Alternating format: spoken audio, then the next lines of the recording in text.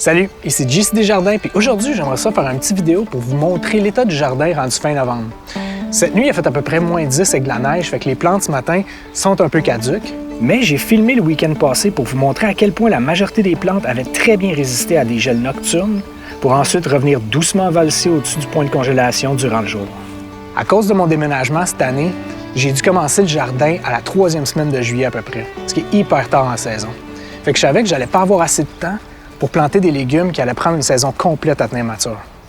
D'ailleurs, si vous n'avez pas eu la chance de voir ce défi intense là que je m'étais donné, juste à cliquer ici en haut. Donc, j'ai choisi de planter les légumes qui poussent super rapidement et qui performent vraiment bien durant l'automne. La grosse majorité était ce qui pourrait être considéré comme de la verdure, comme l'oseille, le kale russe, le tatsoi, du beau mizuna, de la bétacarde, qui encore aujourd'hui tient debout malgré le dégât du gel, des rabioles, des petites laitues, de l'oignon égyptien, le céleri. Il a moins bonne mine aujourd'hui, mais je sens qu'il est encore valide pour une bonne petite soupe. Du persil frisé, le légendaire kale évidemment, même si mes deux petits plants cette année sont à peu près le 20e de la taille qu'un plant mature devrait avoir. Mais avec les traumatismes qu'ils ont subis pendant le déménagement, je leur lève mon chapeau d'être encore debout. Et même de la coriandre.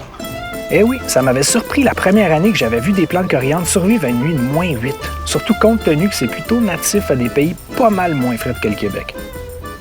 Il me reste encore pas mal de carottes d'ailleurs, que je vais pouvoir récolter pendant le mois de décembre. Juste à mettre une couche de paillis par-dessus. D'ailleurs, ces temps-ci de l'année sont tellement sucrés que c'est presque du bonbon. Donc, en gros, il y a moyen de manger frais l'automne, même si on doit oublier les tomates, les cocombes puis les piments. Faut juste semer les bonnes variétés qui vont pouvoir survivre au froid. De toute manière, les trucs plus fragiles, on peut les transformer pour en profiter pendant tout l'hiver.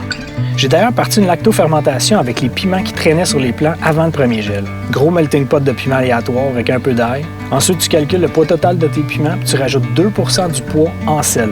Donc, si tu as 1000 g de piment, ben, tu rajoutes 20 g de sel. Après ça, tu topes avec de l'eau puis t'attends.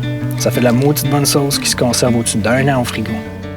Si jamais vous avez des questions par rapport à des légumes que j'ai parlé dans la vidéo, n'hésitez pas à demander dans les commentaires. Ça me fait toujours plaisir de vous lire et répondre à vos questions. Fait qu'on se voit aux prochaines vidéos. Ciao!